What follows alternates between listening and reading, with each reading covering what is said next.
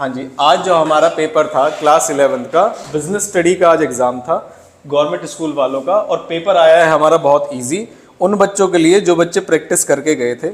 इस वीडियो के अंदर हम फटाफट से सॉल्यूशन देखेंगे कि कौन से क्वेश्चन का कौन सा आंसर होना चाहिए था, क्योंकि आज पेपर के बाद काफी बच्चे डाउट में कि किस क्वेश्चन का क्या आंसर हो सकता है। तो जो बच्चे कोचिंग तक आ सकते थे वो तो आगे पूछ के चले गए श्योरिटी करा के। तो ये वीडियो उन बच्चों के लिए देखना जरूरी है जिन बच्चों के एग्जाम में कोई ना कोई डाउट है कि इसके स्टडी का क्या आंसर होना चाहिए था। दूसरी चीज, कुछ बच्चे कुछ स्टूडेंट्स जो हैं हमारे, या फिर कुछ कोचिंग वाले और कुछ जो स्कूल वाले हैं, वो बच्चों को गुमराह करते हैं कि क्लास 11th में ज्यादा केस स्टडी नहीं आती, बस आप थ्योरी पढ़ के चले जाइए। तो इस पेपर ने वो सारी गलतफहमी दूर कर दी है कि क्लास 11th में केस स्टडी आती है या नहीं आती, क्योंकि पूरे पेपर में केस स्टडी भरी हुई है। किस किस का क्या आंसर होगा हम फटाफट से देखेंगे। और जो आपके टीचर्स हैं वो जरूर ध्यान से सुने इस बात को कि वो भी इस वीडियो को देखें। नहीं देख रहे हो तो आप अपने टीचर को भेज देना है, क्योंकि इस क्वेश्चन में 2 से 3 क्वेश्चन ऐसे हैं जिसका जो आंसर है वो 2 आंसर्स पॉसिबल हैं। अब जो वो टीचर चेक करने वाले हैं वो सीधा देखेंगे कि क्लास जो सैंपल आंसर्स आए हैं उससे आंसर की से चेक कर देंगे। जो बच्चे ने लिखा होगा वो भी सही हो सकता है। 2 से 3 केस स्टडी ऐसी है और वो ज्यादा मार्क्स वाली है, तो अपने टीचर तक जरूर दिखाएं कि इसमें ये आंसर भी हो सकता है। उसका लॉजिक मैं दूंगा आपको। फटाफट से आ जाते हैं आंसर्स पे। सबसे पहले आ गए हम क्वेश्चन नंबर फर्स्ट में। Identify the characteristics of business discussed above. पहला रूल यही है कि आप पहले रिक्वायरमेंट पढ़ लीजिए। उसके बाद क्वेश्चन लिखा, राजू ने डोमेस्टिक रेडियो बेचे हैं, will not be considered a businessman but if he sells the radio sets regularly. अगर वो लगातार बेचे तो कौन सा पॉइंट होगा? तो इसका जो आंसर होना चाहिए वो होना चाहिए dealing in goods and services on a regular basis. तो बहुत ज्यादा डिस्कशन नहीं करेंगे हम इसके ऊपर। नेक्स्ट, एक ऐसा पब्लिक सेक्टर एंटरप्राइज, मतलब कौन सा चैप्टर है? Chapter number 3। Public sector enterprise कौन से? Chapter number 3। इससे पूछा है कि ऊपर ये जो डिस्कशन है ये डिस्कशन कौन से पब्लिक सेक्टर एंटरप्राइज का है। तो जो बच्चे पढ़ के गए थे, मैंने 50 बार केस स्टडी कराई हुई है, by an special act of parliament. तो कई बच्चों को पेपर लेंदी भी लग रहा था, तो जो पूरा पेपर पढ़ोगे तो लेंदी लगेगा ही। तो इसमें से आपको देखिए कि स्पेशल एक्ट ऑफ पार्लियामेंट में कौन सा होता है, तो स्टैट्यूटरी कॉर्पोरेशन इसका आंसर होना चाहिए। हम चले नेक्स्ट क्वेश्चन की तरफ। हम विड्रॉ करते हैं मनी एक अकाउंट से जिसकी कुछ रिस्ट्रिक्शन है in relation to amount as well as number of time periods given. तो एक करंट अकाउंट के अंदर होती है। इसका आंसर, कई बच्चों ने फिक्स डिपॉजिट लगाया है, तो ये चीज आप ध्यान रखें, फिक्स डिपॉजिट इसका आंसर नहीं है। नेक्स्ट, पीरियोडिक असेसमेंट किसकी करनी है? हमें पॉल्यूशन कंट्रोल प्रोग्राम्स की करनी है, पीरियोडिक कंट्रोल जो हमें असेसमेंट करनी है कॉस्ट की। नेक्स्ट, कौन से टाइप का रिटेलर इसके अंदर शो है? तो पिज्जा हट यहाँ पर लिखा हुआ है, क्वेश्चन के अंदर बहुत ज्यादा विजिबल नहीं होगा आपको। ये चेन स्टोर का एग्जांपल है, तो इसका आंसर चेन स्टोर रहेगा। Next, which of the following is not a statutory corporation? 3 होती है हमारे। फिर से चैप्टर नंबर 3 से एक और आ गया कि कौन सी स्टैट्यूटरी कॉर्पोरेशन नहीं होती है। ध्यान से पढ़िए, नॉट लिखा हुआ है। तो आरबीआई, एफसीआई, एलआईसी ये सभी स्टैट्यूटरी कॉर्पोरेशन है। इंडियन रेलवे स्टैट्यूटरी कॉर्पोरेशन नहीं है, ये डिपार्टमेंटल अंडरटेकिंग के अंदर आता है। फिर आते हैं हम नेक्स्ट क्वेश्चन में। कौन सा ट्रेड जो है, trade keeps small quantities of different product? तो एक नालायक बच्चा है हमारे क्लास में, उसका नाम है खुशी यादव। वो नालायक इस क्वेश्चन में इंपोर्ट, हालांकि उन्होंने मुझे बताया था, लगाया क्या है वो तो वही जाने कि कौन सा ट्रेड है जिसके पास स्मॉल क्वांटिटी। तो इंपोर्ट ट्रेड थोड़ी ना होता, तो यहां पर आ गए हम, रिटेल ट्रेड इसका आंसर होगा। नेक्स्ट, कुछ बच्चे गलत भी लगा के, उन बच्चों का नाम भी बताऊंगा नालायकों का। Retailer serves a link between किसमें? होलसेलर और किसमें? कंज्यूमर्स में। तो इसका आंसर सी होना चाहिए। नेक्स्ट, ये स्टेटमेंट है ई बिजनेस जो है इलेबोरेट है देन ई कॉमर्स। तो हालांकि इसमें से आंसर, ये जो फर्स्ट वाली स्टेटमेंट है ये हो सकता है आंसर की में सही दिख जाए, लेकिन मेरे हिसाब से गलत होना चाहिए। और नेक्स्ट जो है, in E business physical presence is required. तो फिजिकल प्रेजेंस रिक्वायर्ड होती है। कॉमर्स के अंदर बिजनेस आता है, ई बिजनेस उसका एक पार्ट है। तो इसके अंदर जो सही आंसर होना चाहिए वो होना चाहिए statement first is incorrect and statement second is correct. Next, no import duties levied on goods in. कौन से ट्रेड के अंदर इंपोर्ट ड्यूटी नहीं लगती? तो जब इंपोर्ट ड्यूटी कब लगती है? जब बाहर से सामान आता है या कोई इंटरनेशनल बिजनेस वाला चीज हो रही हो। तो फॉरेन, इंटरनेशनल, इंटरपोर्ट, उसमें भी बाहर से सामान आता है। तो इंटरनल ट्रेड के अंदर कोई भी इंपोर्ट ड्यूटी नहीं लगती, क्योंकि इंटरनेशनल टैक्स के अंदर आता है। नेक्स्ट क्वेश्चन में है, मैच द फॉलोइंग करनी है आपको। To ensure safety of capital किसके टुवर्ड्स होता है? ओनर्स के टुवर्ड्स। आफ्टर सेल सर्विस किसके टुवर्ड्स होता है? कंज्यूमर्स के टुवर्ड्स। और ये एम्प्लॉयमेंट। तो फर्स्ट का आंसर है सेकेंड, और उसके बाद सेकंड का आंसर है फर्स्ट, और उसके बाद है आपका 3rd। तो डी ऑप्शन इसका सही आंसर होना चाहिए। कई बार बच्चे क्या गलती करते हैं इस वाले पेपर में कि हम यहां तो सही लगा लेते हैं लेकिन इनमें कंफ्यूज हो जाते हैं। तो दोनों चीजें आपको सही लगानी आनी चाहिए। फिर आते हैं हम नेक्स्ट क्वेश्चन पे। A partner who allows his use his name. बस यहां पे नाम देखा और नाम लिख दिया, नॉमिनल पार्टनर, और आंसर हो गया बिल्कुल सही। Next, identify the main document public company बनाने के लिए। तो एमओए एक मेन डॉक्यूमेंट है, चाहे पब्लिक बना लो या प्राइवेट बना लो। कई बच्चे इसमें प्रोस्पेक्टस लिख के आए होंगे क्योंकि पब्लिक कंपनी में ही प्रोस्पेक्टस यूज होता है, लेकिन कंपनी को बनाने के लिए मेन डॉक्यूमेंट जो होता है, चार्टर जो डॉक्यूमेंट होता है, वो एमओए ही होता है। नेक्स्ट, को partners joint in the family business की ऐसी लायबिलिटी होती है, तो सिर्फ कर्ता की लायबिलिटी अनलिमिटेड होती है, बाकी सभी मेंबर्स की लायबिलिटी कैसी होती है, limited. Next, which of the following statement is incorrect. तो पहली स्टेटमेंट जो है आपकी इनकरेक्ट है। Headquarters of world trade organization America में, जबकि अमेरिका में नहीं है, जिनेवा में है, लिखवाया हुआ है मैंने, जगह का नाम भी लिखवाया, स्विट्जरलैंड जिनेवा जहां पर है। नेक्स्ट, द डॉक्यूमेंट, तो इसके अंदर आंसर क्या होगा, ए आंसर होगा, बाकी सारी चीजें सही।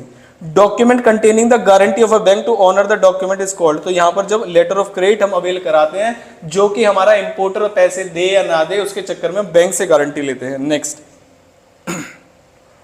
Arrange the steps involve in the export procedure. तो कई बार बच्चे डर जाते हैं कि एक्सपोर्ट प्रोसीजर में 17 स्टेप्स है, इंपोर्ट प्रोसीजर में 10 स्टेप्स है, क्या सारे याद रखेंगे, एक्सप्लेनेशन याद रखेंगे? तो मैं यही बताता हूं बच्चों को, एक्सप्लेनेशन आती नहीं है, स्टेप्स आपको सीक्वेंस में पता होने चाहिए, और उसी का यहां पर क्वेश्चन आया है। देखिए, पहला स्टेप होता है receipt, enquiry and sending quotation.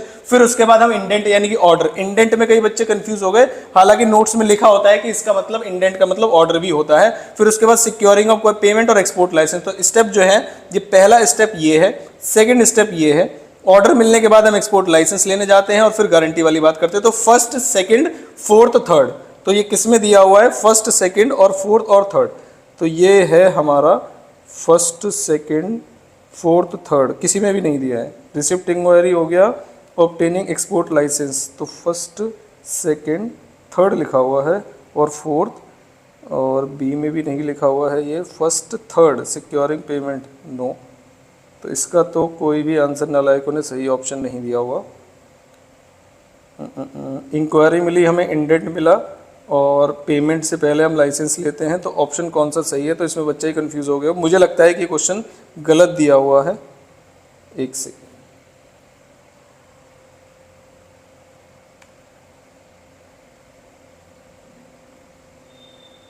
Second, जरा एक बार, स्क्रीन जो है यहाँ पे पॉज हो गई है।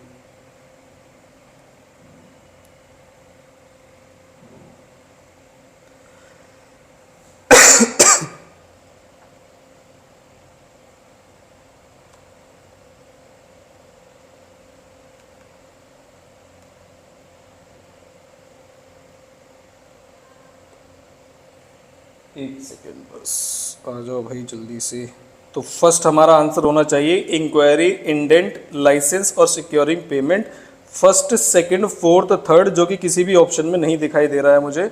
तो हम इसका कौन सा आंसर लगाएंगे, तो आप मुझे जरूर बताइएगा कि आपने कौन सा लगाया है, ठीक है। Next, these industries are concern with providing support services to other industry. तो इसे बोलते हैं टर्शरी इंडस्ट्री।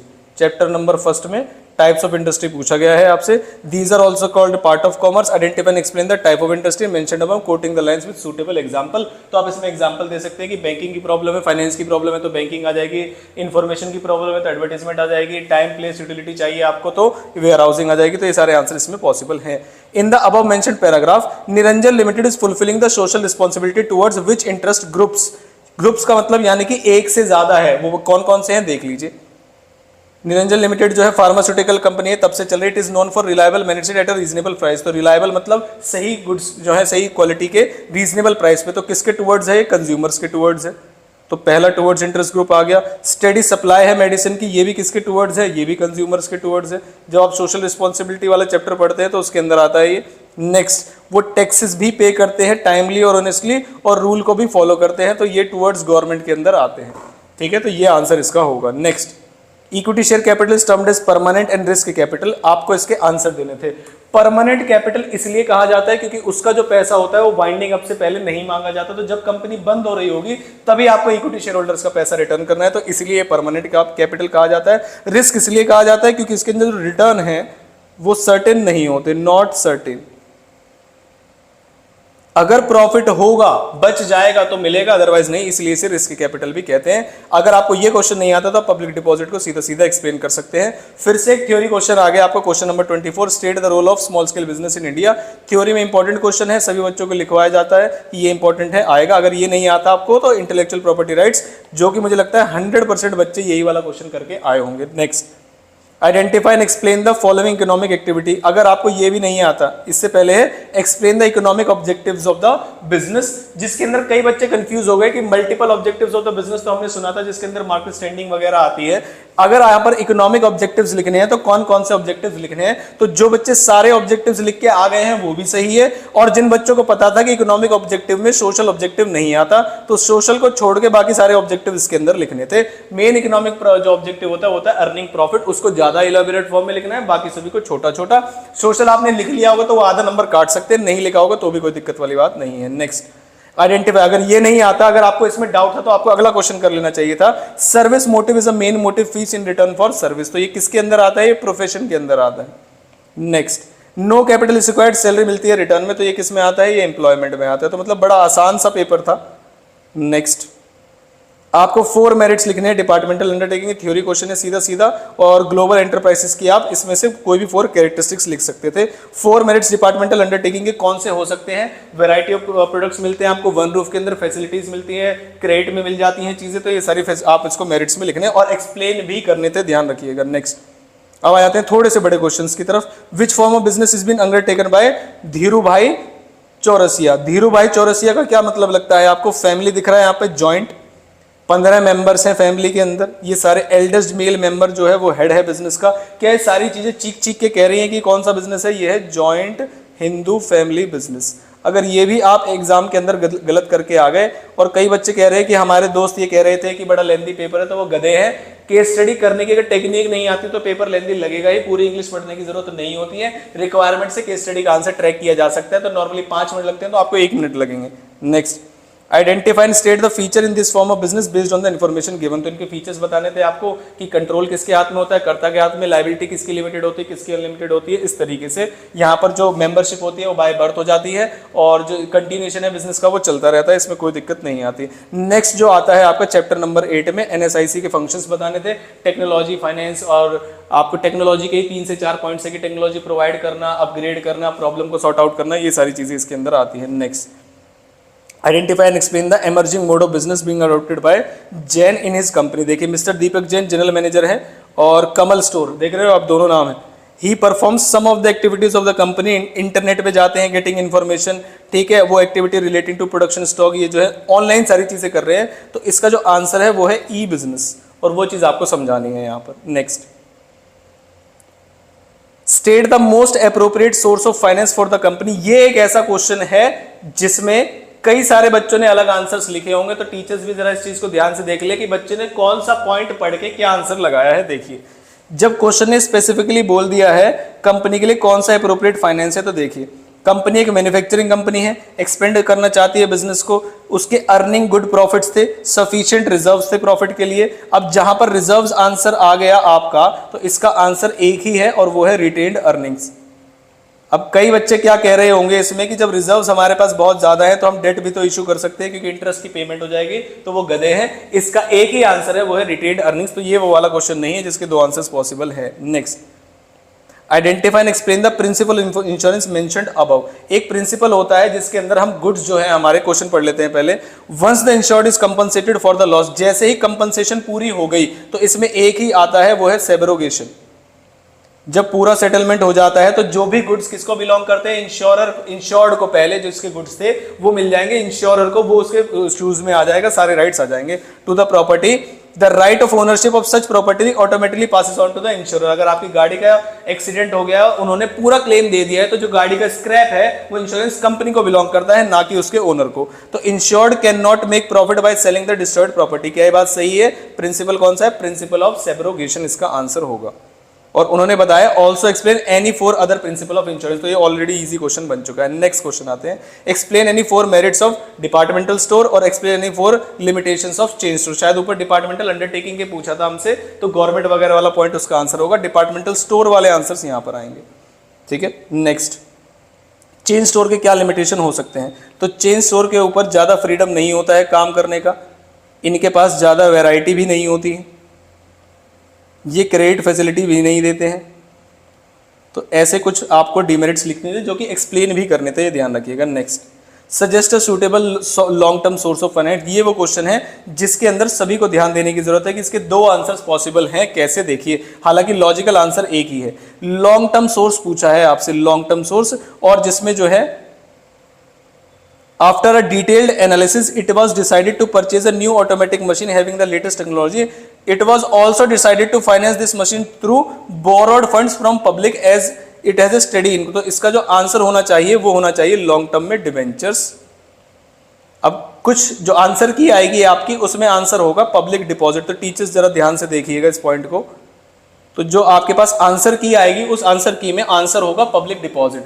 अगर बच्चे ने डिवेंचर्स लिखा है तो आपको वो सही करना पड़ेगा, रीजन बीइंग क्योंकि इसमें लॉन्ग टर्म सोर्स पूछा है और पब्लिक डिपॉजिट्स को हम जनरली शॉर्ट और मीडियम टर्म के उसमें रखते हैं, तो आप इस चीज का ध्यान रखिएगा। अगर बच्चे ने लाइन कोड सही की है और डिवेंचर्स लिखा है क्योंकि लॉन्ग टर्म सोर्स फाइनेंस पूछा है, तो पब्लिक डिपॉजिट के साथ साथ डिवेंचर्स भी सही आंसर होगा। आपकी आंसर की में पब्लिक डिपॉजिट आंसर होगा, ये चेक कर लीजिएगा, क्लरिकल एरर है इस क्वेश्चन के अंदर। Next last question, What do we call such type of business? Write briefly its meaning and any for benefits to firm. ये भी एक ऐसा क्वेश्चन है जिसमें बच्चा जब आंसर लिख रहा होगा तो आपकी आंसर की में आंसर कोई और होगा, लेकिन बच्चे का आंसर भी सही है। उसका लॉजिक मैं अभी आपको देता हूं, जैसे कि देखिए, जिन बच्चों ने आगे वाला पार्ट पढ़ा, right briefly its meaning and any four benefits to firm.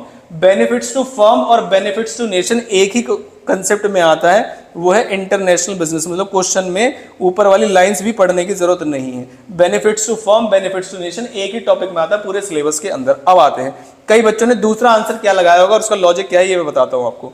बचपन limited produces kids where, company thought of selling it's goods in UK, marketing section of company is not good but the production side is strong, based on the company demo limited whose marketing side is very strong, both the company have an agreement between themselves and that the company of first country will manufacture the goods and send the goods, और जो कि आगे बेचेंगे। मतलब क्या है इसमें कि इंडिया की एक कंट्री है, उसके बाहर की एक कंपनी से दूसरी कंपनी मिलके काम कर रही है, जो कि इंटरनेशनल बिजनेस हो रहा है, और ये बिल्कुल सही है कि ये इंटरनेशनल बिजनेस ही हो रहा है। लेकिन अगर किसी बच्चे ने इसका आंसर लिखा है जॉइंट वेंचर, क्योंकि काम ये इंटरनेशनल बिजनेस का एक ब्रांच होती है जॉइंट वेंचर, और ये काम जॉइंट वेंचर का ही है। तो अगर बच्चे ने जॉइंट वेंचर, आपकी जो आंसर की आएगी 11th की बोर्ड की तरफ से, वो जो आपके एग्जाम है गवर्नमेंट की तरफ से जो आने वाली है, उसमें आंसर लिखा होगा इंटरनेशनल बिजनेस, और इंटरनेशनल बिजनेस ही आंसर है इसका। लेकिन जो जॉइंट वेंचर है वो भी इंटरनेशनल बिजनेस का ही पार्ट होता है, और ऊपर की आप जब डिस्कशन पढ़ेंगे तो उसमें पता चलेगा कि इंटरनेशनल बिजनेस का जो पार्ट है जो डिस्कस किया गया वो जॉइंट वेंचर ही है। तो अगर बच्चे ने जॉइंट वेंचर लिखा है इसका मतलब वो इंटरनेशनल बिजनेस ही बताना चाह रहा है आपको। तो ध्यान रखिएगा, ये दो क्वेश्चन ऐसे हैं जो बच्चे टीचर्स को नहीं दिखा सकते, इसको वो खुद भी ध्यान रखें कि जब आपकी आंसर शीट्स आपको दिखाई जा रही होंगी तो ये दो क्वेश्चन ऐसे हैं जिसमें आपका अगर आंसर डिवेंचर्स है और अगर आपका आंसर यहां पर जॉइंट वेंचर है तो आप टीचर से इसमें लॉजिकली अपने आंसर को करेक्ट करा सकते हैं। ये बात आप ध्यान रखिएगा। ये थी इस पेपर की बात क्लास 11th की। क्लास 12th वाले बच्चों के लिए मेरा एक सजेशन है, किसी भी टीचर की बातों में ना आए, चाहे वो स्कूल के टीचर्स हो या चाहे वो ट्यूशन टीचर्स हो, कि ज्यादा केस स्टडी नहीं आती है, क्योंकि उसका भुगतान आपने 11th में देख लिया है कि कई बच्चे मुझसे आके कहते हैं कि सर हमारे टीचर ने बताया कि बहुत ज्यादा केस स्टडी नहीं आती है, ना स्कूल में कराई जाती है और कोई भी स्कूल नहीं कराएगा। केस स्टडी करना आपके ट्यूशन टीचर कराना ट्यूशन टीचर की रिस्पॉन्सिबिलिटी है। तो ध्यान रखिएगा कि केस स्टडीज 11th क्लास में आती हैं और उससे भी ज्यादा आती हैं क्लास 12th में। तो ध्यान रखिए, क्लास 12th में जब भी आप पढ़ें, कहीं से भी पढ़ें, तो कम से कम एक चैप्टर की 50+ केस स्टडीज अगर आपने नहीं की हैं तो आप भूल जाइएगा कि आप बोर्ड का पेपर अटेम्प्ट कर सकते हैं। ध्यान रखिएगा इस चीज को। तो जो बच्चे क्लासेस लेट शुरू करने की सोच रहे हैं वो जल्दी से जल्दी क्लासेस शुरू कर दें, अपने सिलेबस को जल्दी से जल्दी खत्म करें, मामा नानी चाचा ताऊ इनके घर ना आ जाए, अपने पेपर पे ध्यान दें, 1-2 दिन का ब्रेक ले और पढ़ाई पे वापस लग जाइए। ये इसका सॉल्यूशन वीडियो थी। किसी भी टॉपिक में आप मुझे बता सकते हैं कि नीचे कि आपको क्या लगता है कि कितने मार्क्स आएंगे और कौन से एमसीक्यूज ऐसे हैं या कौन से क्वेश्चन ऐसे हैं जो आपने गलत लिख दिए हैं, क्या उससे कोई और आंसर भी हो सकते हैं। तो आप कंफर्म कर सकते हैं कमेंट बॉक्स में कि बताइए इसका क्या आंसर होना चाहिए, तो वो आपको सॉल्यूशन मिल जाएगा उससे कि क्या आंसर इसका हो सकता है या नहीं हो सकता। बाकी आपकी क्लास 12th के लिए all the very best. School वाले टीचर्स की बातों में ना आए, केस स्टडी 11th हो या 12th, क्योंकि बिजनेस का पेपर है, पेपर पैटर्न बोर्ड डिसाइड करती है, सीबीएसई डिसाइड करती है, सभी में केस स्टडीज ही आती है मैक्सिमम। थ्योरी छोड़ दीजिए, थ्योरी तो पढ़ते ही है, केस स्टडीज जरूर प्रैक्टिस होनी चाहिए, तभी आप पेपर के अंदर कर पाएंगे। आगे मिलेंगे हम 12th वाले सॉल्यूशन के साथ।